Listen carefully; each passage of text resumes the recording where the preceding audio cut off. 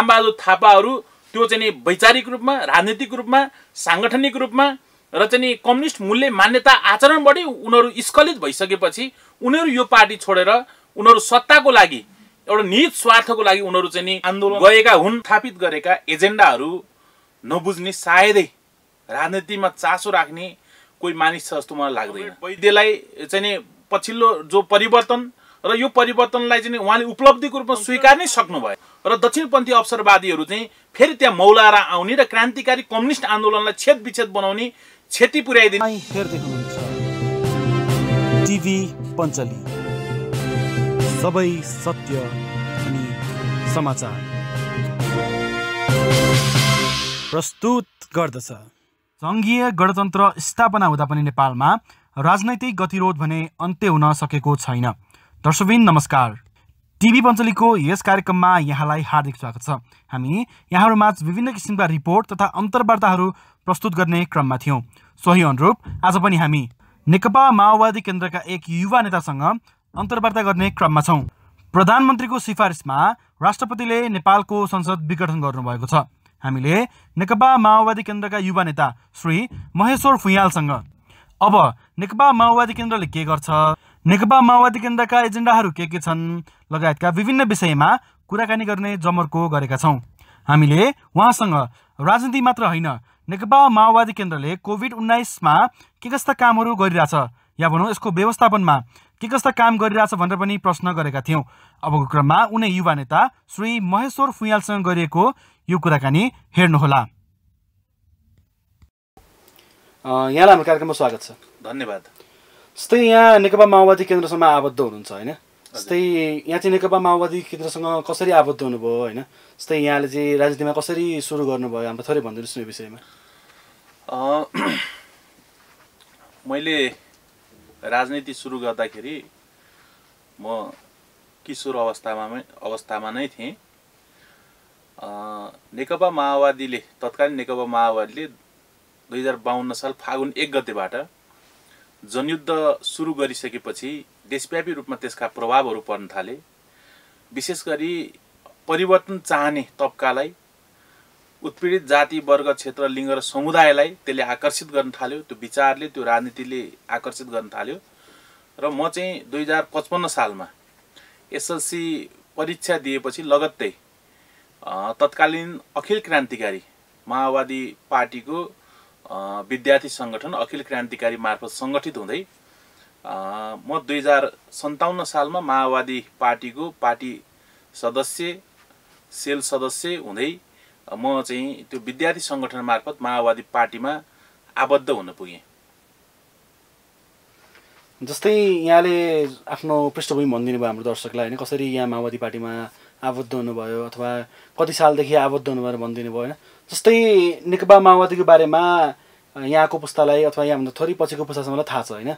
जस्तै नयाँ पुस्ताहरूलाई नेकपा माओवादी केन्द्र चाहिँ के रहेछ अथवा नेकपा माओवादी केन्द्रको एजेन्डा चाहिँ के रहेछ भन्ने विषयमा थोरै प्रकाश पारिदिनु न। अब मलाई जहाँसम्म लाग्छ नेपालको अहिलेको समग्र राजनीतिक कोर्सलाई यदि कसैले बुझ्न चाहन्छ या बुझ्न खोज्दछ अथवा बुझेको छ भने त्यसले माओवादी आन्दोलन र त्यो आन्दोलनले स्थापित गरेका कुराहरू, त्यो आन्दोलनले स्थापित गरेका मूल्य मान्यताहरू र त्यो आन्दोलनले स्थापित गरेका एजेन्डाहरू नबुझ्ने, सायदै राजनीतिमा चासो राख्ने कोही मानिस छ जस्तो मलाई लाग्दैन।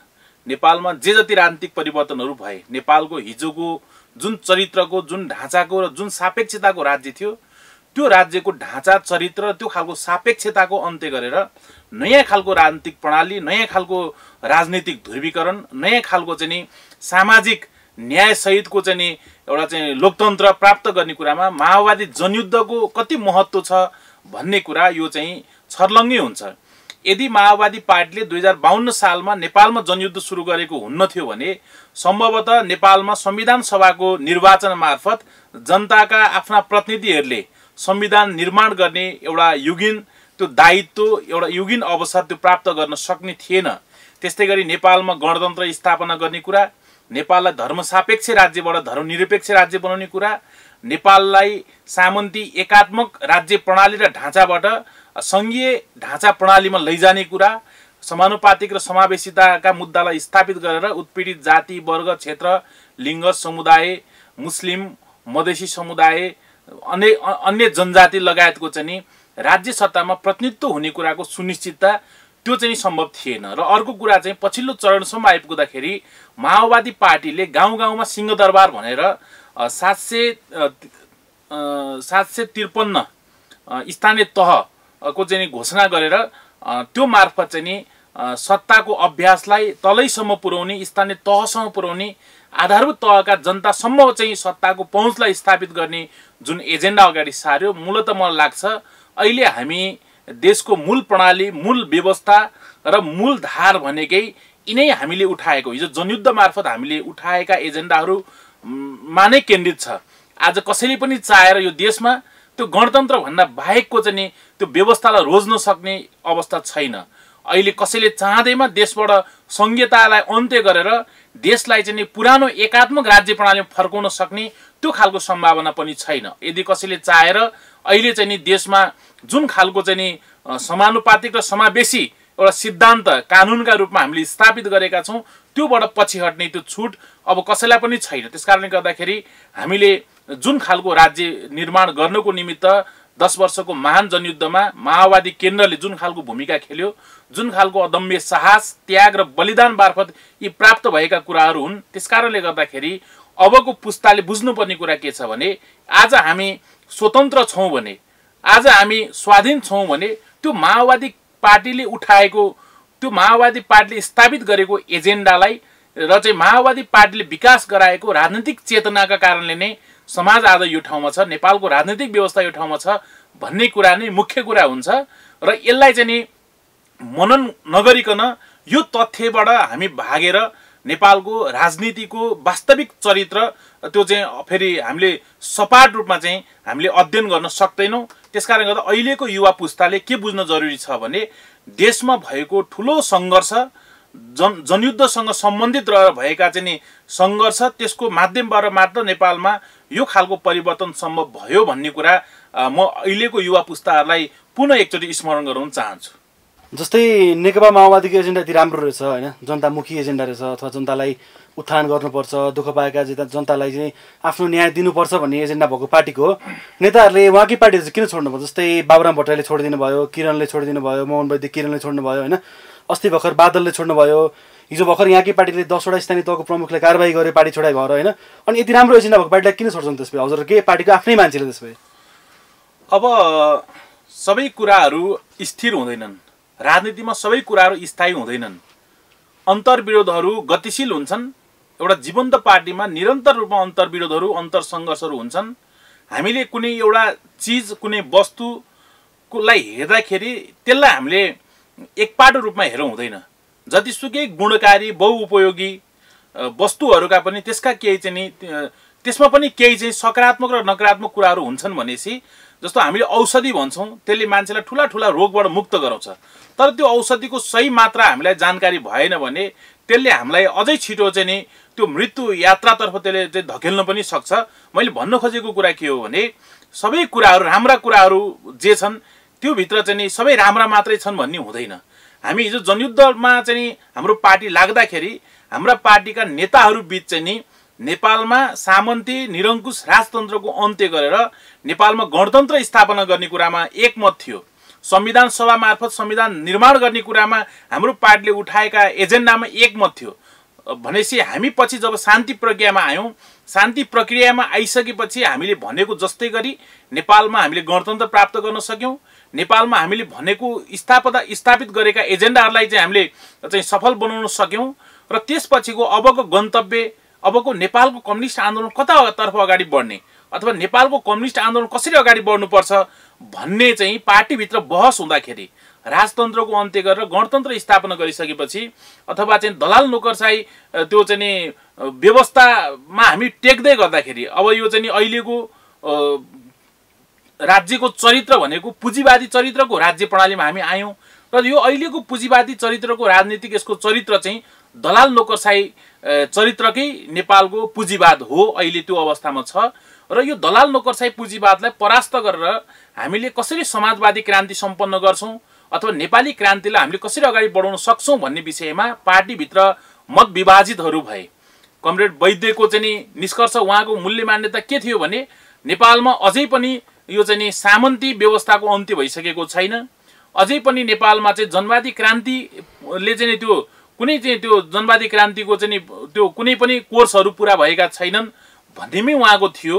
त्यसपछि आएर डाक्टर बाबुराम भट्टराईको चाहिँ नि अब राजनीतिक कोर्स पूर्ण रूपमा सम्पन्न भइसक्यो, राजनीतिक क्रान्ति पूर्ण रूपमा सफल भइसक्यो, अब त आर्थिक क्रान्ति गर्ने हो भन्ने खालको उहाँको मत थियो, बुझाइ थियो। त्यसकारणले गर्दाखेरि चाहिँ नि पार्टीभित्र विचारमा एकरूपता हुन नसकेपछि, त्यो विचारमा एकरूपता नआउन सकेपछि राजनीतिक पार्टीहरू विभाजन हुने कुरा स्वाभाविक हो। हामी के थियो भने हामी विचारका आधारमा चाहिँ पार्टीमा एकताबद्ध भएका हौँ। विचार नमिलिसकेपछि त्यो चाहिँ नि तँलाई यो पद दिउँला, तँलाई यो राजनीतिक नियुक्ति दिउँला अथवा तँलाई यो ठाउँमा पुर्याउँला भन्ने कुराहरूले पार्टीभित्रको चाहिँ कम्युनिस्ट पार्टीभित्रको त्यो एकतालाई त्यसले चाहिँ नि ठिक ढङ्गले अगाडि बढाउन सक्दैन। त्यसकारणले गर्दाखेरि कमरेड वैद्यलाई चाहिँ नि पछिल्लो जो परिवर्तन र यो परिवर्तनलाई चाहिँ उहाँले उपलब्धिको रूपमा स्वीकार नै सक्नु भएन। जे उपलब्धि हामीले हासिल गर्यौँ यसलाई उहाँले नजरअन्दाज गर्नुभयो, यसको अवमूल्यन गर्नुभयो र यो उपलब्धिलाई उहाँले स्वीकार्न तयार हुनु भएन। बाबुराम भट्टराई उहाँले चाहिँ के गर्नुभयो भने उहाँले चाहिँ नि अझै पनि हाम्रा चाहिँ नि यो जनवादी क्रान्तिका आदि कार्यभारहरू पुरा गरिसकेर हामीले राजनीतिक कोर्सलाई पहिला हामीले पुरा गर्नुपर्ने थियो। तर उहाँको बुझाइ के थियो भने अब नेपालमा राजनैतिक रूपमा अब कुनै चाहिँ अब त्यो राजनीतिक कोर्सलाई अगाडि बढाउने कुराको आवश्यकता छैन। अब चाहिँ नि यो समृद्धिको यात्रा उहाँले भन्नुभयो र चाहिँ नि आर्थिक क्रान्तिका कुरा उहाँले गर्नुभयो। त्यो चाहिँ एउटा कम्युनिस्ट मूल्य मान्यता र आदर्शभित्र पर्ने कुराहरू थिएनन्। त्यसकारणले गर्दा उहाँ आफ्नै बाटो लाग्नुभयो। त्यसकारणले गर्दा यो आन्दोलन भनेको ठेक्का होइन, यो आन्दोलन भनेको कसैको पेवा होइन, यो आन्दोलन भनेको जबरजस्ती त बस्नै पर्छ भनेर चाहिँ त्यो बाँधेर किलामा बाँधेर राखेर पनि यो एकता हुनेवाला छैन। अहिले देखिरहनु भएको छ अहिलेका मूलधारका भनिएका पार्टीहरूमा चाहिँ नि त्यो किलोमा बाँधेरै भयो नि एकता चाहिँ जोगाउनु पर्छ, फुत्किन दिनुहुन्न भन्ने खालका चाहिँ नि त्यो जालजेरहरू, टिग्रमहरू, षड्यन्त्रहरू तपाईँले देखिरहनु भएकै छ। तर हामी चाहिँ मूलभूत रूपमा कम्युनिस्ट मूल्य मान्यतामा आधारित भएर अगाडि बढ्ने पार्टी भएको कारणले गर्दाखेरि पार्टीभित्र बहसहरू हुन्छन्, पार्टीभित्र छलफलहरू हुन्छन्। कम्युनिस्ट पार्टीमा सधैँभरि तीन खालका प्रवृत्तिहरू, एउटा चाहिँ नि जडसूत्रवादी प्रवृत्ति हुन्छ, एउटा क्रान्तिकारी प्रवृत्ति हुन्छ र अर्को दक्षिणपन्थी संशोधनवादी प्रवृत्तिहरू कुनै न कुनै रूपमा कम्युनिस्ट पार्टीमा रहिरहेकै हुन्छन्। जबसम्म एउटा क्रान्तिकारी केन्द्र बलियो, सुदृढ र चाहिँ नि त्यो चाहिँ नि सर्वहारा वर्गीय निष्ठा, आचरण, व्यवहार, मूल्य मान्यताबाट निर्देशित हुन्छ त्यतिखेर चाहिँ नि यी दुई खालका अतिवादी चिन्तनहरू त्यहाँभित्र चाहिँ उनीहरू डोमिनेसनमा पर्छन्। जब क्रान्तिकारीहरूमाथि सङ्कट अलिअलि आउन थाल्छ त्यसपछि आएर चाहिँ नि यो सङ्कीर्णतावादीहरू र दक्षिणपन्थी अवसरवादीहरू चाहिँ फेरि त्यहाँ मौलाएर आउने र क्रान्तिकारी कम्युनिस्ट आन्दोलनलाई छेदविच्छेद बनाउने, क्षति पुर्याइदिने त्यो खालको चाहिँ हरकतहरू हुने गर्छन्।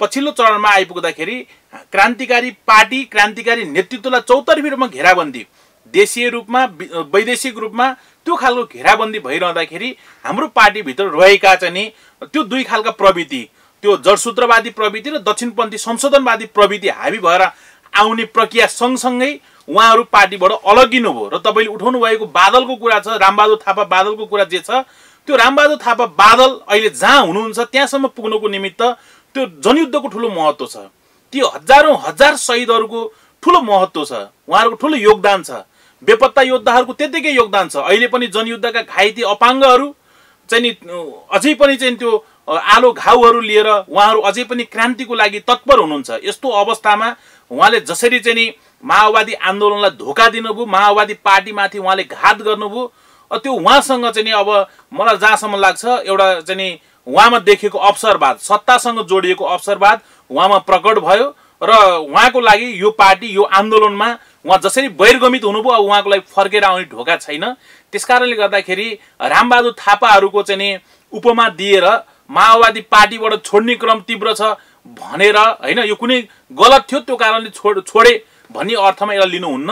रामबहादुर थापाहरू त्यो चाहिँ नि वैचारिक रूपमा, राजनीतिक रूपमा, साङ्गठनिक रूपमा र चाहिँ नि कम्युनिस्ट मूल्य मान्यता आचरणबाटै उनीहरू स्खलित भइसकेपछि उनीहरू यो पार्टी छोडेर उनीहरू सत्ताको लागि, एउटा निहित स्वार्थको लागि उनीहरू चाहिँ नि गएका हुन्, ओलीतिर गएका हुन् भन्ने कुराको पुष्टि रामबहादुर थापालाई मन्त्री बन्नलाई सर्वोच्चले रोकिसकेपछि उहाँले फेरि पछिल्लो विस्तार हुने क्रममा उहाँले त्यो त्यो पार्टी त्यो आन्दोलन उहाँले भन्ने गरेको टिमभित्रका अरू साथीहरूलाई अवसर नदिकन आफ्नै श्रीमतीलाई उहाँले फेरि चाहिँ मन्त्रीको रूपमा चाहिँ लैजानु भयो। यसले के देखिन्छ भने सत्ताले उहाँहरूलाई पुरै चाहिँ यो चाहिँ स्खलित बनाइसकेको अवस्था यसले चाहिँ देखाउँछ। त्यसकारणले गर्दाखेरि यो आयाराम र गयाराम भन्ने कुरो यो भइ नै रहन्छ। तर मूलभूत रूपमा चाहिँ एउटा क्रान्तिकारी विचारसँग प्रतिबद्ध रहेका आम नेता कार्यकर्ताहरू यो पार्टीमा अझै बढी एकताबद्ध भएर रहने स्थिति छ। त्यसकारणले गर्दाखेरि तपाईले उठाउनु भएको जो सवाल छ, मलाई लाग्छ यिनै सन्दर्भहरूबाट कतिपय अवसरवादले भरिएका मान्छेहरू बाहिरिएका छन्। सिङ्गो आन्दोलनमा त्यसले केही प्रभाव त पारेको छ, तर सिङ्गो आन्दोलन नै अब चाहिँ त्यसैले गर्दा चाहिँ कमजोर हुने, त्यसैले गर्दा आन्दोलन नै तहस नहस हुने भन्ने हुँदैन। विचार र राजनीतिक कार्यदिशा सही या गलत हुने कुराले सबै कुराको छिनोफानो गर्छ भने जस्तै हामीले बोकेको विचार, हाम्रो राजनीतिक कार्यदिशा त्यो मूलभूत रूपमा सही छ र हाम्रा केही कमजोरीहरू छन्। हाम्रा जनतासँगका सम्बन्धहरू केही कटेका छन्, केही टुटेका छन्। हामीमाथि जनतामा केही खालका संशयहरू, केही आशंकाहरू जनतामा छ। त्यो कुरालाई निराकरण गरेर हामी अगाडि बढ्ने बित्तिकै जनताका बीचमा गएर हामीले आफूलाई एकचोटि फेरि चाहिँ रूपान्तरणका निमित्त जनताकै बीचमा चाहिँ हामी जाने बित्तिकै फेरि यो सबै परिवर्तनको नेतृत्व गरेको पार्टी माओवादी पार्टीलाई आम जनताले फेरि एकचोटि माया गर्नुहुनेछ भन्ने कुरामा म एकदम विश्वस्त छु। जस्तै केही समय अगाडि यहाँको पार्टीलाई अथवा यहाँको एउटा एकीकृत पार्टी थियो तत्कालीन भनौँ न नेकपा, त्यो पार्टीलाई चाहिँ सर्वोच्च अदालतले आफ्नै पुरानो धारमा फर्किनु भनेर आदेश दियो होइन। त्यसपछि जस्तै मेरो प्रश्न चाहिँ यहाँलाई के भन्दाखेरि नेकपा एमालेसँग एकीकृत भएर काम गर्न सजिलो कि अहिले पुरानै धारमा फर्केर काम गर्न सजिलो भएको छ यहाँहरूलाई चाहिँ जनतामा जान चाहिँ?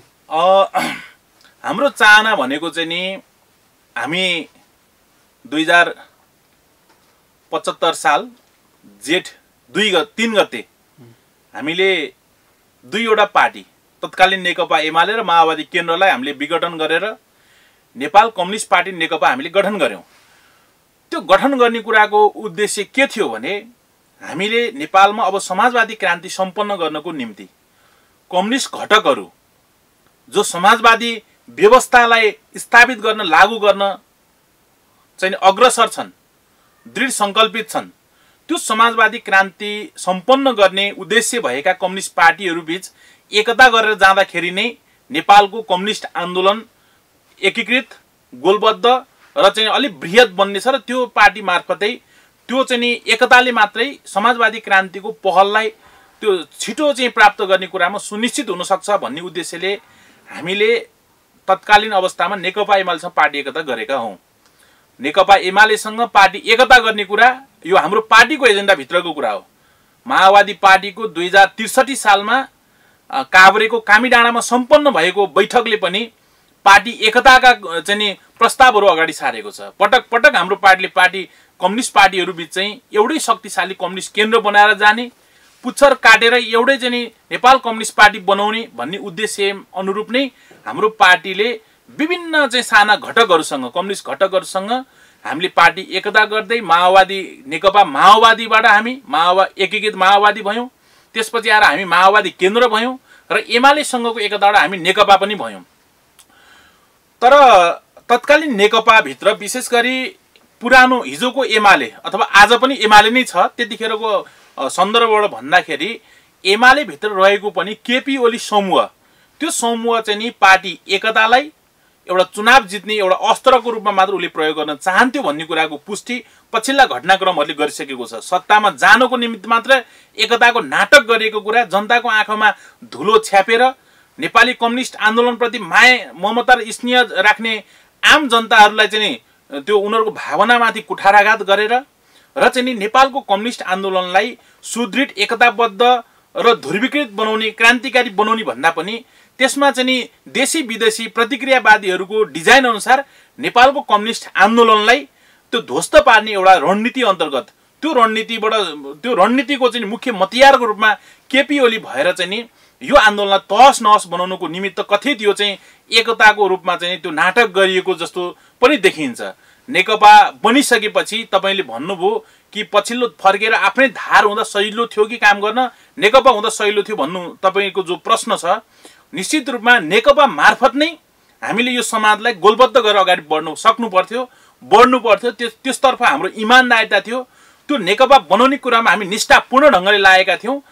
तर एमाले भित्रको केपी ओली समूह त्यो एकतालाई चाहिँ प्रायोजित रूपमा मात्र चाहिँ सत्तामा पुग्ने एउटा उद्देश्यको लागि मात्र प्रयोग गर्न उसले खोजिरहेको थियो र उसले बिस्तारै बिस्तारै पार्टी एकताका मर्महरू, भावनाहरू, आम जनताका चाहनाहरू, आम चाहिँ नेपालका चाहिँ कम्युनिस्ट त्यो चाहिँ जनमतहरू त्यो सबै ध्वस्त बनाउने गरी बिस्तारै बिस्तारै चाहिँ त्यो समूह पार्टी एकता भाड्ने तहसम्म आइपुग्यो।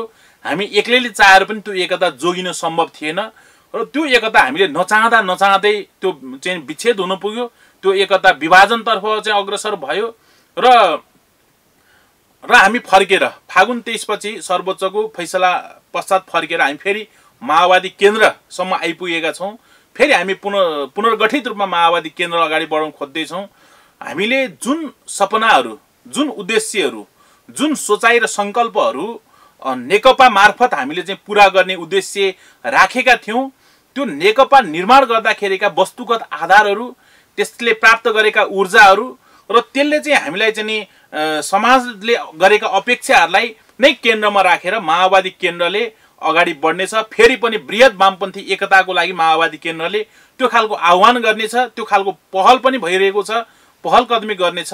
र मलाई लाग्छ नेपालमा कम्युनिस्ट आन्दोलनलाई छेदविच्छेद बनाउने यो चाहिँ नि प्रतिगमनकारी शक्तिहरू, अलोकतान्त्रिक शक्तिहरू, कम्युनिस्ट आन्दोलनभित्र रहेका चाहिँ नि तानाशाही सोच भएका शक्तिहरू परास्त हुनेछन् र चाहिँ कम्युनिस्ट क्रान्तिकारीहरूलाई एक ठाउँमा उभ्याउने गरी, कम्युनिस्ट क्रान्तिकारी त्यो जनमतलाई उत्साही बनाउने गरी फेरि एउटा नयाँ खालको ध्रुवीकरण, फेरि एउटा नयाँ खालको पार्टी एकताका पहलहरू हुनेछ भन्ने कुरा नै मलाई लाग्छ। त्यसकारणले गर्दा हामीलाई चाहिँ नि माओवादी केन्द्रमा फर्किएर फेरि 2075 साल जेठ 2 गते फर्किन त्यो किमार्थ हामीलाई स्वीकार छैन। किमार्थ जेठ 2 मा 75 साल जेठ 2 मा फर्केर नेपाली समाजको राजनीतिक यात्रा अथवा नेपाली समाजको चाहिँ अग्रगामी यात्रा त्यो चाहिँ पछाडि फर्काएर त्यो चाहिँ अगाडि बढ्नेवाला छैन, त्यसले अवरुद्ध बनाउनेवाला छ। त्यसकारणले गर्दाखेरि हामी जहाँबाट चाहिँ त्यो फागुन 23 बाट चाहिँ अलग भनिए पनि हाम्रा हरेक चाहिँ गतिविधिहरू पार्टी एकता गर्दाखेरिका जुन सिद्धान्तहरू छन्, जुन विचारहरू छन्, जुन कार्यदिशाहरू छन्, जुन जनताप्रतिका बाचा र तत्परताहरू छन्, त्यसलाई केपी ओली समूहले धोका दिए पनि हामी अरूले चाहिँ त्यसलाई साकार गर्ने गरी हामी त्यतैतर्फ हाम्रो ओरिएन्टेसन हाम्रो छ र अहिले चाहिँ प्राविधिक हिसाबले मात्र हामी माओवादी केन्द्र भनिरहेका छौँ। किनभने हामी आफैले विघटन भइसकेको घोषणा गरेको पार्टी अहिले हामीले चाहिँ फेरि त्यही नामबाट चाहिँ सञ्चालित गर्नुपर्ने, फेरि त्यतै फर्किनुपर्ने भन्ने कुरा चाहिँ यो अहिले चाहिँ प्राविधिक कुरा मात्रै हो। विचारका हिसाबले, राजनीतिका हिसाबले, कार्यदिशाका हिसाबले हामीले हिजो माओवादी हुँदाखेरि, हिजोको माओवादी केन्द्र हुँदाखेरि नेपाली समाजको लागि जे जति हामीले गर्नुपर्ने थियो, जे जति पहल कदमीहरू गर्नुपर्ने थियो, ती पहल कदमीहरू पुरा भइसकेका छन्। अब एउटै बृहत कम्युनिस्ट केन्द्र निर्माण गरेर फेरि हामी चाहिँ नयाँ ढङ्गले सम्पूर्ण क्रान्तिकारी कम्युनिस्टहरूलाई एक ठाउँमा उभ्याएर त्यो खालको चाहिँ पहल गर्दै हाम्रो पार्टी अगाडि बढ्नेछ भन्ने विश्वास चाहिँ म व्यक्त गर्न चाहन्छु। जस्तै हामीले अघिल्लो भिडियोहरूमा अथवा हामीले विभिन्न रिपोर्टहरू प्रस्तुत गर्दाखेरि चाहिँ हामीले विभिन्न क्षेत्रका मजदुरहरूसँग भेटेका थियौँ होइन। जस्तै कोभिडले गर्दाखेरि विभिन्न व्यक्तिको आय आर्जनको बाटो पूर्ण रूपमा बन्द भएको छ होइन। जस्तै आजै कमाएर आजै खाने वर्गको त पुरै प्रभावित नै छ त्योबाट होइन। अनि हामीले उहाँहरूसँग कुरा गर्दा चाहिँ उहाँले के भन्नुहुन्छ भन्दाखेरि चुनावमा भोट माग्न मात्रै आउँछन् नेताहरू होइन। जस्तै हाम्रो लागि चाहिँ कुनै पार्टीले पनि के पनि गरेको छैन, उहाँहरूको गुनासो थियो होइन। त्यो भिडियोहरू यहाँले नि हेर्नुभयो होला अथवा हाम्रो अरू भ्युवर्स पनि हेर्नु भएको छ होइन। जस्तै यहाँको पार्टीले चाहिँ कोभिड-19बाट प्रभावित व्यक्तिहरूलाई अथवा कोभिड-19बाट जसको चाहिँ त्यो आय आर्जन गरेबाट टुट्यो त्यो व्यक्तिहरूलाई अथवा यहाँकै पार्टीको सदस्य हुनुहुन्छ होला नेपाली दाजु दिदीबहिनीहरू, उहाँहरूको लागि यहाँको पार्टीले के गर्दैछ त अथवा के गरेछ यो लकडाउन भरिमा? यो कोभिड-19 को समस्या यो विश्वव्यापी समस्या, ठुला र विकसित राष्ट्रहरूले पनि कष्टकर र चुनौतीपूर्ण रूपमा चाहिँ यसको सामना गर्नु परेको अहिलेको अवस्था यो स्थिति छ। यो राष्ट्रिय विपत्तिको बेला हो। यो राष्ट्रिय मात्र होइन, अन्तर्राष्ट्रिय विपत्ति नै हो। सिङ्गो मानव जातिमाथिको एउटा सङ्कट हो, चुनौती हो। प्रकृति र मानव जाति बीच अथवा यो चाहिँ नि यो भाइरस र मानव जाति बीच, कोरोना भाइरस र चाहिँ मानव जाति बीचको यो अत्यन्तै जटिल प्रकारको एउटा सङ्घर्ष हो। यो सङ्घर्षमा मानव जातिले जित्नु जरुरी छ, मानव जातिले विजय हासिल गर्न जरुरी छ। मानव जातिको अस्तित्वमाथि अहिले चाहिँ सङ्कट आइरहेको छ। यसलाई हामीले पहिलो कुरा चाहिँ नि कुन पार्टीले कसले के गर्यो भनेर पार्टीगत रूपमा अंशबन्डा गर्ने भन्दा पनि यतिखेर राज्य जिम्मेवार बन्नुपर्छ। राज्यले सबै पार्टीको सल्लाह सुझाव र छलफलका आधारमा एउटा ठोस खालको निष्कर्ष निकाल्नुपर्छ कि यो देशमा सरकार भन्ने कुनै एउटा वस्तु छ भन्ने कुराको अनुभूति, सरकार भन्ने चिज छ यो देशमा भन्ने कुराको अनुभूति जनतालाई हुने गरी काम गर्न सक्नु पर्दथ्यो। तर कोभिडले जनता आक्रान्त भइरहँदाखेरि सत्तामा रहनेहरू, सरकारमा रहनेहरूले के ठाने भने यो चाहिँ हाम्रो लागि ब्रह्मलुट गर्ने एउटा अवसर हो भन्ने ढङ्गले पनि सोचे। हामीले देख्न सक्छौँ औषधि खरिदका कुराहरू, ओम्नीसँगका सेटिङका कुराहरू अघिल्लो चाहिँ लकडाउनको अवस्थामा र अहिले पछिसम्म आइपुग्दाखेरि पनि विभिन्न नाममा चाहिँ नि यसलाई चाहिँ नि सत्तामा रहनेहरूले एउटा चाहिँ अवसर, यो चाहिँ भ्रष्टाचारलाई अझ सुदृढ र संस्थागत गर्ने अवसरको रूपमा यो कोभिडलाई प्रयोग गरेको देखिन्छ। विशेष गरी केपी ओलीको सन्दर्भमा त आफ्नो सत्तालाई कसरी टिकाउने भन्ने कुराको एउटा ब्रह्मास्त्रको रूपमा उनले चाहिँ कोभिडलाई चाहिँ नि उनले चाहिँ उपयोग गरेको जस्तो पनि देखिन्छ कि उनका विरुद्ध हुने हरेक राजनीतिक गतिविधिहरूलाई निस्तेज निष्प्रभावित पार्नको निमित्त एउटा खालको चाहिँ जबरजस्त आतङ्कका रूपमा चाहिँ कोभिडलाई अगाडि सारिएको पनि देखिन्छ। र चाहिँ नि सरकारले जति गर्नुपर्ने थियो त्यो गर्न सकेन, गर्दै गरेन, त्यसको एक छेउ पनि गरेन। स्थानीय सरकारहरूले कतिपय ठाउँमा गर्ने पहलहरू गरे तर सङ्घीय सरकारले त्यो गर्न सकेन। अहिले पछि हामी दोस्रो लहरसम्म आइपुग्दाखेरि हैन, हामीले स्पष्ट के बुझ्नु जरुरी छ भने यदि यो देशमा सरकार हुन्थ्यो भने, यदि यो देशमा जिम्मेवार शासकहरू हुन्थे भने, प्रतिनिधि सभा जसको आयु 2 वर्ष बाँकी नै छ त्यसलाई विघटन गरेर चुनावको चाहिँ नाटक गर्न, चुनावको घोषणा गर्न लाग्ने, चुनाव मार्फत चाहिँ त्यो अरबौं अर्ब पैसा सिद्धाउनको लागि तल्लीन हुने सरकारले विभिन्न अन्तर्राष्ट्रिय यो भ्याक्सिन उत्पादन गर्ने राष्ट्र मार्फत बरु चुनाव नगरिकन, चुनावलाई टारेर, किन संसद विघटन नगरिकन चुनावमा गर्ने खर्च त उसले भ्याक्सिन ल्याएर चाहिँ यहाँ आम नागरिकलाई भ्याक्सिनको प्रत्यारोध गरेको हुन्थ्यो भने अहिले हामीले यो खालको चाहिँ मानवीय क्षति बिहोर्नु पर्ने अवस्था हुँदैन थियो। केपी ओलीले अघिल्लो पटकै के भन्नुभएको थियो उहाँले भने 3 महिनाभित्रमा सबै नेपालीहरूलाई खोप सुरक्षित त्यो सुनिश्चित गरिन्छ भन्नुभयो। तर अहिले पछि आएका खोपहरू पनि सत्तामा रहेका आफ्नो नजिकका चाहिँ आसेपासे नेता कार्यकर्ता, अस्ति त्यो 60 देखि 64 उमेर समूहका चाहिँ नागरिकहरूको लागि भनेर ल्याइएको खोपहरू पनि व्यक्तिका घर घरमा लगेर पहुँचका आधारमा लगाउने कामहरू गरियो। यो देशमा अहिले सरकार छैन जस्तो छ, भएको स्थिति छ। जनताले सरकार छ भनेर अनुभूति गर्ने ठाउँ छैन र हाम्रो पार्टीले अहिले पछि चाहिँ नि यो 7वटै प्रदेशमा चाहिँ नि अक्सिजन चाहिँ नि प्लान्टहरू स्थापना गर्ने, हाम्रो पार्टीले विभिन्न चाहिँ नि यो पार्टीको अन्तर्राष्ट्रिय विभाग मार्फत चाहिँ नि सहयोग गरेका चाहिँ नि हाम्रा चाहिँ कमरेडहरू हुनुहुन्छ, प्रवासमा रहनु कमरेडहरू, उहाँहरूले गर्नुभएको सहयोगको चाहिँ नि त्यो स्वास्थ्य सामग्रीहरू हाम्रो पार्टीले केन्द्रले प्रदेश हुँदै विभिन्न जिल्लाहरूमा पठाएर फ्रन्ट लाइनमा काम गर्नेहरूको लागि सहयोग गरेको छ।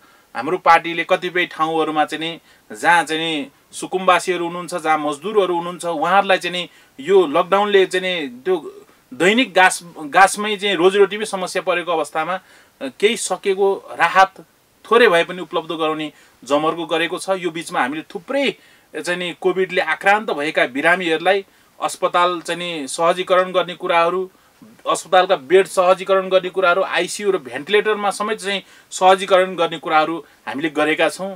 हामी यो सङ्कटको बेलामा कसरी हुन्छ जनतालाई हामीले सहयोग गर्नुपर्छ भन्ने उद्देश्यले हामी लागिरहेका छौँ। हाम्रो जिल्ला पार्टीले एउटा चाहिँ विपद व्यवस्थापन कोषको पनि तयारी, किनभने अब यो कोभिडको तेस्रो लहर आउने कुरा पनि छ र अर्कोतर्फ चाहिँ बर्सात लगाइसकेपछि अहिले चाहिँ विभिन्न देशैभरि पहिरो, त्यसपछि आएर चाहिँ बाढीका चाहिँ जोखिमहरू पनि उच्च छ।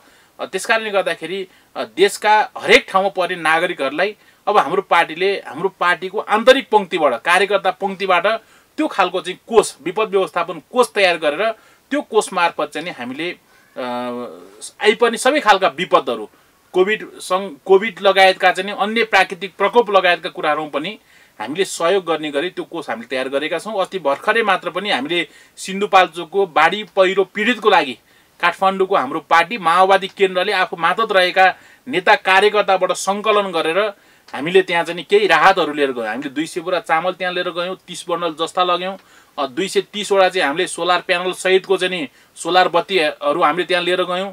त्यसपछि आएर हामीले चाहिँ यो स्वास्थ्य सामग्रीहरू, मास्क, सेनिटाइजर लगायतका चाहिँ नि लिएर गयौँ। थोरै केही लत्ता कपडाहरू पनि हामीले लिएर जाने यो र चाहिँ नि सिन्धुपाल्चोकको त्यो हाम्रो पार्टीको चाहिँ नि यो विपद व्यवस्थापन कोष छ, त्यो कोषलाई हामीले 2 लाख रुपियाँ चाहिँ काठमाडौँ पार्टीको तर्फबाट हस्तान्तरण पनि गऱ्यौँ।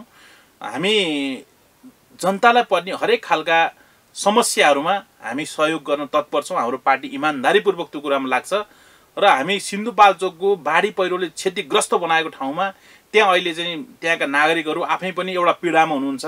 आफ्ना घरहरूकै उहाँहरूलाई चाहिँ त्यो चाहिँ सामानहरू त्यो चाहिँ अन्साई पन्साई गर्ने कुरामै समस्या छ। खेतीपातीको सिजन यतिखेरै चाहिँ चापाचाप रूपमा भएर आइरहेको छ र त्यहाँ मुख्य रूपमा चाहिँ अहिले नदीको कटान गरेका क्षेत्रलाई कसरी तटबन्ध बनाएर सुरक्षित गर्ने भन्ने नै अहिलेको मुख्य त्यहाँको चाहिँ पुनर्निर्माणको लागि मुख्य पहिलो शर्त त्यो देखिएको कारणले गर्दाखेरि हामी आजै काठमाडौँबाट चाहिँ सिन्धुपाल्चोक जाने तयारी गरिसकेका थियौँ र ठुलो वर्षाको कारणले गर्दाखेरि हामी आज फर्किन चाहिँ जान नसक्ने अवस्था सृजना भयो। त्यहाँ गएर पनि चाहिँ बर्सातमा काम नहुने हुँदाखेरि अब हामी भोलि या पर्सितिर काठमाडौँको माओवादी पार्टी एउटा चाहिँ स्वयंसेवक टिम बनाएर हामी श्रमदान गर्नको लागि त्यहाँ चाहिँ विपदमा परेको समुदायलाई हामीले चाहिँ गएर श्रम गरेर त्यहाँ चाहिँ जाली भर्ने लगायतका ढुङ्गाहरू चाहिँ उठाउने काममा हामी लाग्ने गरी चाहिँ त्यहाँ हामी जान खोजिरहेका छौँ। त्यसकारणले गर्दाखेरि मलाई लाग्छ हामीले यो बिचमा चाहिँ हामी सत्तामा नरहँदाखेरि पनि हामीले धेरै गर्ने प्रयत्नहरू हामीले गरेका छौँ।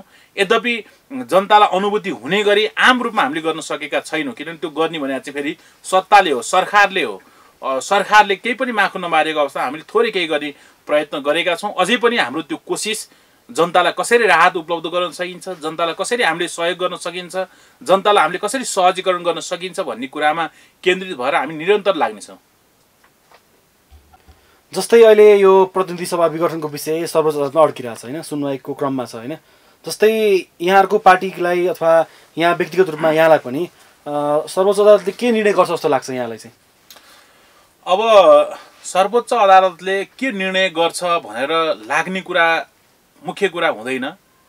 सर्वोच्च अदालतले चाहिँ नि नेपालको संविधानले उल्लेख गरे अनुसारका कार्यहरू भए या भएनन् त्यो खालको चाहिँ नि अधिकार अहिलेको यो सरकारलाई छ या छैन, संसद विघटन गर्ने अधिकार छ या छैन। एउटै कार्यकालमा दुईचोटि संसद विघटन गरेर केपी ओलीले जुन खालको एउटा राजनीतिक प्रहसन उनले देखाएका छन् यो राजनीतिक रूपमा अक्षम्य छ, यो अराजनीतिक हो। यो समग्र यो लोकतान्त्रिक आन्दोलन, लोकतान्त्रिक मूल्य मान्यता, लोकतान्त्रिक आचरण र अनुशासन भन्दा बाहिरको कुरा हो। पहिलो कुरा यो नैतिकताको कुरा पनि हुन्छ, त्यो नैतिक धरातल यो सरकारले पहिलो कुरो गुमाइसकेको छ। दोस्रो कुरो अहिले जसरी संसद विघटन गरियो, हामीले पहिलो पटक संसद विघटन गर्दाखेरि पनि असंवैधानिकै भन्यौँ यसलाई। असंवैधानिक रूपमा गरिएको संसद विघटन खारेजीको हामीले कुरा गर्यौँ। त्यसको लागि हामी कानुनी रूपमा चाहिँ नि अदालतमा पनि चाहिँ मुद्दा गयो र चाहिँ देशैभरि यो प्रतिगमनका विरुद्ध, यो चाहिँ प्रतिक्रान्तिका विरुद्ध चाहिँ नि आम जनताहरू, लोकतन्त्र पक्षधर शक्तिहरू, कम्युनिस्ट शक्तिहरू आफ्नो ठाउँबाट अलग अलग रूपमा चाहिँ नि सङ्घर्षहरू गर्ने, खबरदारी गर्ने कार्यहरू पनि भए। संसद पुनर्स्थापित भयो र संसद पुनर्स्थापित भइसकेपछि फेरि दोस्रो पटक हठात रूपमा चाहिँ नि संसद फेरि विघटन गरियो। संसद स्थापना भइसकेपछि त्यो संसद मार्फत नयाँ सरकार, वैकल्पिक सरकार बन्न सक्ने अवस्था बनेन। वैकल्पिक सरकार बन्न नसकिसकेपछि नेपालको संविधान धारा 76 को उपधारा 3 अनुसार केपी ओली सबभन्दा ठुलो पार्टी, संसदमा प्रतिनिधित्व गर्ने सबभन्दा ठुलो पार्टीको संसदीय दलको नेताको हैसियतले उनी यो देशको प्रधानमन्त्री बने। संविधानको धारा 76 को उपधारा 3 अनुसार चयन भएको प्रधानमन्त्रीले 30 दिनभित्रमा संसदमा गएर विश्वासको मत लिनुपर्छ। त्यो नेपालको कानुनमै लेखिएको छ, संविधानमै लेखिएको छ कि उपधारा 3 अनुसार नियुक्त हुने प्रधानमन्त्रीले 30 दिनभित्रमा संसदमा चाहिँ विश्वासको मत लिनुपर्ने जो प्रावधान छ त्यो प्रावधानलाई पुरै लत्याएर, संविधानलाई चाहिँ च्यातेर, संविधानका धाराहरू निलम्बन गरेर सिधै चाहिँ नि राष्ट्रपतिलाई यो सरकारले विश्वासको मत लिने सम्भावना देखेन, त्यो भएर चाहिँ उपधारा 5 अनुसारको सरकार गठनको लागि आह्वान गर्न हुन भनेर चाहिँ केपी ओली जाने। राष्ट्रपतिले 21 घण्टाको चाहिँ समय दिएर चाहिँ नि वैकल्पिक सरकारको लागि दाबी पेश गर भनेर चाहिँ आह्वान गर्ने। 149 जना प्रतिनिधि सभाका सांसदहरू लिएर विपक्षी गठबन्धनको तर्फबाट शेरबहादुर देउबा, मान्य शेरबहादुर देउबालाई प्रधानमन्त्रीको रूपमा प्रस्ताव लिएर जाने अवस्थामा त्यही दिन दिउँसो पत्रकार सम्मेलन गरेर बालुवाटारमा मलाई यो सरकार सञ्चालन गर्न अब रहर छैन, बहुमत पुर्याएर सरकार गठन गर्न गए हुन्छ, म त्यसको लागि बाधक बन्दिनँ भन्ने केपी ओली त्यही दिन फेरि चाहिँ नि विपक्षी गठबन्धन गइसकेपछि केपी ओली 153 जना चाहिँ नि त्यो कीर्ति नामहरू लिएर गएर, जबकि माधव नेपाल लगायतका चाहिँ नि एमालेकै एउटा पङ्क्ति शेरबहादुर देउवालाई हस्ताक्षर गरेर चाहिँ बुझाइसकेर माधव नेपाल आफै चाहिँ नि त्यो विपक्षी गठबन्धनको टिममा जानु भएको छ, बाबुराम भट्टराई उपेन्द्र यादवहरू त्यो टिममा जानु भएको छ भनेपछि उहाँहरूको शुद्ध नाम चाहिँ दुरुपयोग गरेर कीर्ति काम गरेर राष्ट्रपतिकोमा गएर त्यो सम्मानित संस्थालाई त्यसलाई बदनाम गराउनको लागि केपी ओली आफै लाग्नु भएको छ। र त्यसो गरिसकेपछि राष्ट्रपतिले चाहिँ नि मध्यरातमा प्रधानमन्त्रीलाई चाहिँ नि अब दाबी नपुगेको, कसैको पनि दाबी नपुग्ने भएकोले भनेर चाहिँ वक्तव्य निकाल्ने, अनि राति नै चाहिँ नि केपी ओलीले मन्त्री परिषदको बैठक राखेर संसद विघटनको सिफारिस गर्ने, मध्यराति 2 बजे राष्ट्रपतिकोमा गएर संसद विघटन गर्न लगाउने भनेको यो असंवैधानिक हो। अदालतले कसैको चाहनामा कसैलाई लाग्या फैसला गरिदिन्छ भन्ने होइन। अदालतले गर्दाखेरि देशको प्रचलित कानुन, देशको मूल कानुन संविधानको चाहिँ नि दायराभित्र रहेर यी कुराहरूको फैसला गर्छ। त्यसमानेमा यहाँ चाहिँ नि के छ भने पहिलो कुरा त संविधानको धारा 76 को उपधारा 4 जहाँ विश्वासको मत लिनुपर्ने भन्ने छ त्यो चाहिँ नि धारा नै कोल्याप्स गरिएको छ। राष्ट्रपतिले चाहिँ नि विश्वासको मतको परीक्षण उहाँले गर्ने होइन नि, विश्वासको मत चाहिँ नि अहिलेको जो चाहिँ धारा 3 अनुसार भएको सरकार थियो त्यो सरकारले विश्वासको मत पाउने या नपाउने भन्ने कुराको परीक्षण राष्ट्रपतिले गर्ने होइन। त्यो विश्वासको मतको परीक्षण गर्ने थलो भनेको प्रतिनिधि सभा नै हो र केपी ओली त्यो प्रतिनिधि सभाको बैठकमा गएर उहाँले विश्वासको मत प्राप्त गर्न नसकिसकेपछि बल्ल राष्ट्रपतिले चाहिँ नि धारा 5 अनुसारको सरकारको आह्वान गर्नु पर्थ्यो र चाहिँ नि धारा 5 अनुसार बहुमत सांसद, संसदमा रहेका बहुमत सांसदहरूले मान्य शेरबहादुर देउवालाई चाहिँ प्रधानमन्त्री बनाउने कुराको चाहिँ त्यो निर्णय लिएर जाँदाखेरि उहाँले दाबी नपुगेको भनेर जसरी चाहिँ त्यो चाहिँ नि पूर्वाग्रही रूपमा चाहिँ नि वक्तव्यबाजी गरेर उहाँहरूको डिजाइनमा केपी ओली र विद्या भण्डारीको एउटा साँठगाँठमा होइन उहाँहरूले चाहिँ यो संसद विघटन गर्नुभएको छ। त्यसमा नै यो असंवैधानिक छ, अलोकतान्त्रिक छ, निरङ्कुश छ र अदालतले केपी ओली र विद्या भण्डारीको यो असंवैधानिक, अलोकतान्त्रिक, निरङ्कुश प्रतिगामी कदमलाई फेरि एकचोटि धुलो चटाएर फेरि एकचोटि परास्त गरेर संसद पुनर्स्थापन गर्छ। अब अन्तिममा आफ्नो जुनियर भाइहरूलाई अथवा यहाँको पार्टीको नेता कार्यकर्ताहरूलाई के भन्न चाहन्छ हाम्रो कार्यक्रम मार्फत? म तपाईँहरूको यो कार्यक्रम पञ्चली टिभी मार्फत, टिभीबाट प्रसारित हुने कार्यक्रम मार्फत म के भन्न चाहन्छु भने अहिले नेपालको कम्युनिस्ट आन्दोलन जसरी उतार चढावपूर्ण ढङ्गले अगाडि बढेको छ, अहिले एक हिसाबले भन्दाखेरि नेपालको कम्युनिस्ट आन्दोलनमा क्रान्तिकारीहरूमाथि एउटा चुनौतीको अवस्था हो, एउटा सङ्कटको अवस्था हो।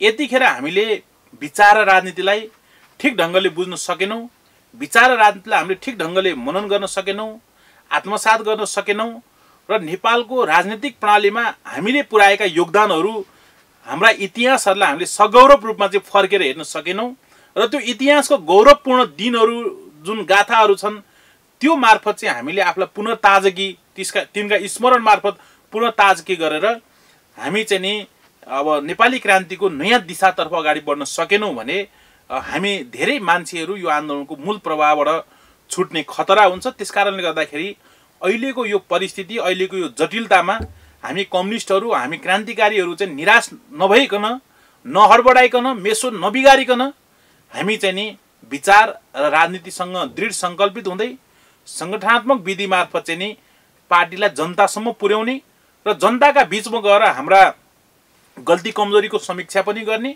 र जनताकै बिचमा गएर जनताबाट हामीले धेरै कुराहरू सिकेर हामीले फेरि चाहिँ एउटा नयाँ ढङ्गले विचारको संश्लेषण गर्दै, नयाँ ढङ्गले विचारको चाहिँ निर्माण गर्दै हामीले नेपालको कम्युनिस्ट आन्दोलनलाई नयाँ ढङ्गले दिशा निर्देशित गर्न जरुरी छ। त्यसकारणले गर्दाखेरि यतिखेर हामी कोही पनि नआत्तिकन, नहडबडाइकन यो चाहिँ छेद विच्छेद भएको नेपालको कम्युनिस्ट आन्दोलनलाई फेरि माओवादी पार्टी मार्फत पहल कदमी लिएर हामीले चाहिँ नि यसलाई एउटा बृहत एउटा चाहिँ आन्दोलनको रूपमा विकास गर्दै जानुपर्ने आवश्यकता पनि छ। त्यसकारणले गर्दा हाम्रो पार्टीका सम्पूर्ण नेता कार्यकर्ताहरू, शुभचिन्तकहरू, हाम्रा मतदाताहरू, उहाँहरूलाई चाहिँ नि यो पार्टी निर्माणको प्रक्रियामा कसरी यो पार्टी निर्माण गर्न सकिन्छ भन्ने कुरामा समूहगत, संस्थागत र कमिटीबद्ध रूपमा चाहिँ छलफल गरेर योजनाहरू बनाएर हामी अगाडि बढ्न जरुरी छ भन्ने कुरा नै म व्यक्त गर्न चाहन्छु। हस्, समय दिनुभयो, धेरै धेरै धन्यवाद। यहाँहरूलाई पनि धेरै धेरै धन्यवाद। कोभिड व्यवस्थापनमा नेकपा माओवादी केन्द्रले आफ्नो कार्यकर्ता या भनौँ नेपाली दाजुभाइ दिदीबहिनीहरूलाई के कस्ता साथ सहयोग गरिरहेको छ भन्ने विषयमा हामीले युवा नेता महेश्वर फुयालसँग विभिन्न जिज्ञासाहरू प्रस्तुत गरेका थियौँ। साथै हामीले नेकपा माओवादी केन्द्र नेपाललाई सङ्घीय गणतन्त्रको रूपमा स्थापना गर्न ठूलो भूमिका खेल्ने पार्टी, तर अहिले उक्त पार्टीकै नेताहरू नेकपा माओवादी छोड्न किन तल्लीन हुनुहुन्छ भन्ने विषयमा पनि हामीले उहाँसँग प्रश्न गरेका थियौँ। आशा छ यहाँहरूले उक्त भिडियो पुरै हेर्नुभयो। दर्शकबिन, नेपालमा जुन किसिमको राजनीतिक गतिरोध छ त्यो चाँडै निकासमा जाओस् र मुलुकले एउटा शान्ति तथा स्थायित्व पाओस् भन्दै हामी आजको यस कार्यक्रम अन्त्य गर्न गइरहेका छौँ। दर्शकबिन, टिभी पञ्चलीको सम्पूर्ण टिमलाई बिदा दिनुहोला। हामी यस्तै किसिमका कार्यक्रम आगामी दिनमा पनि प्रस्तुत गर्ने बाचा गर्दै आजलाई टिभी पञ्चलीको सम्पूर्ण टिम बिदा हुन चाहन्छ। हस्त, नमस्ते अनि सुरक्षित रहनुहोला।